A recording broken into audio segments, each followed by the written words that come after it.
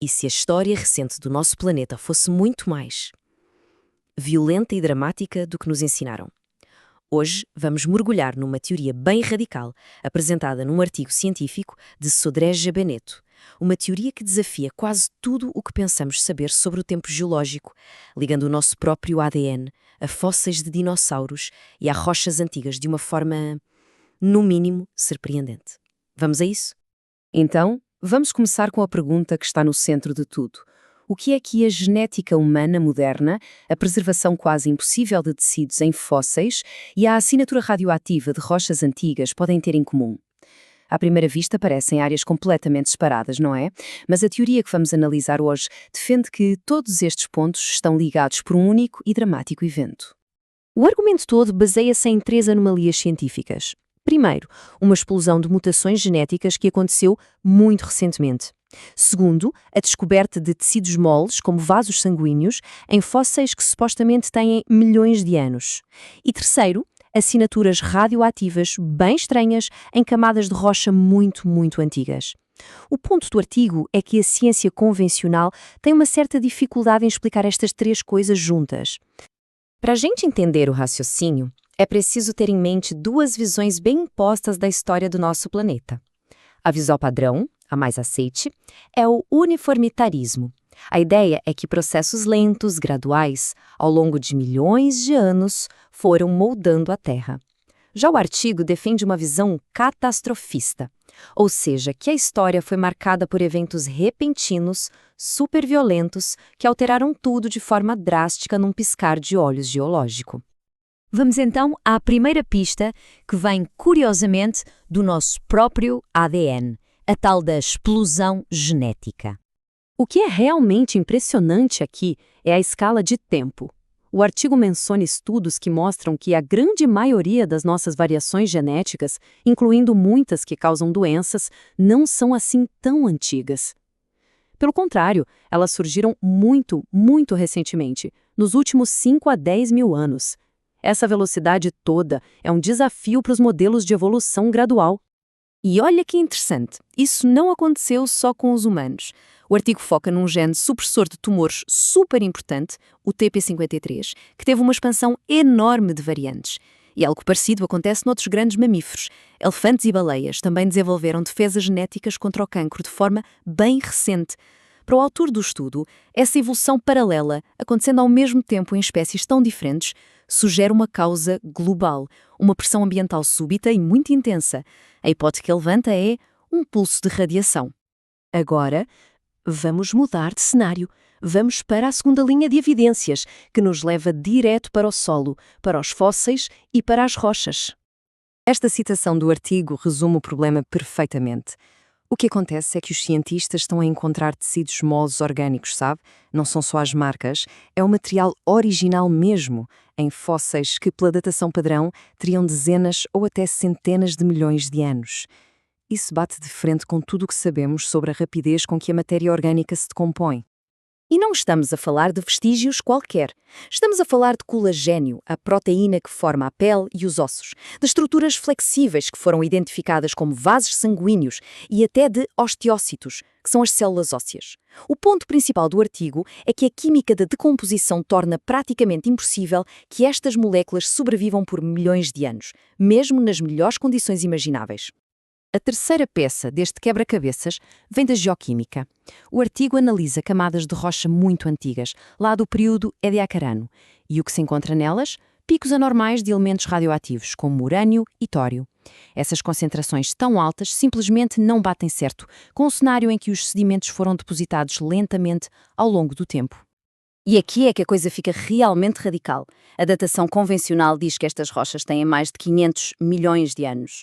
Mas esta nova teoria propõe algo completamente diferente, que o evento que criou estas assinaturas radioativas aconteceu na mesma janela de tempo da explosão genética, ou seja, há apenas 5 a 10 mil anos. A diferença é absurda. Então, como é que o artigo consegue ligar uma explosão genética, tecidos moles de dinossauros e rochas radioativas? A resposta está na sua teoria unificadora, que tenta amarrar todas essas pontas. A hipótese central tem um nome: catastrofismo radioativo sincronizado. A ideia é que um único evento catastrófico, o impacto de um grande asteroide que se partiu na atmosfera, atingiu a Terra naquela janela de 5 a 10 mil anos atrás. Este único evento seria a causa principal, a raiz que conecta e explica, ao mesmo tempo, todos os 3 enigmas que a gente viu. Certo, mas como é que um impacto de asteroide poderia causar efeitos tão diferentes e tão específicos? O artigo não fica só na ideia, ele propõe um mecanismo físico para explicar isso. O mecanismo-chave proposto aqui é a fissão piezonuclear. O nome pode parecer complicado, mas a ideia é fascinante. Pensem assim, a pressão de um impacto de asteroide é tão, mas tão imensa e instantânea que ela poderia literalmente esmagar os átomos dentro das rochas, a ponto de forçar reações nucleares. É como apertar algo com uma força tão absurda que os próprios átomos se quebram. Essas reações liberariam um pulso gigantesco de radiação e, mais importante ainda, acelerariam drasticamente o relógio do decaimento radioativo. Então, vamos seguir essa cadeia de eventos proposta. Primeiro, os fragmentos de asteroide atingem a Terra. Isso leva ao segundo passo.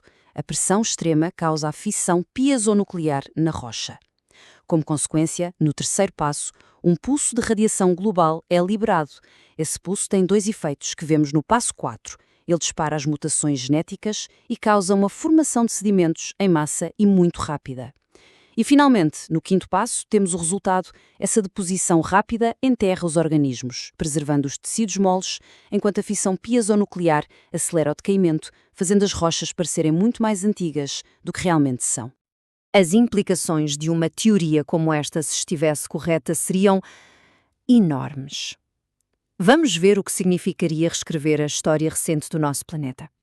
A consequência mais direta e talvez a mais chocante é esta: a datação radiométrica, que é o pilar da geologia moderna, baseia-se na ideia de que as taxas de decaimento radioativo são constantes, que nunca mudam.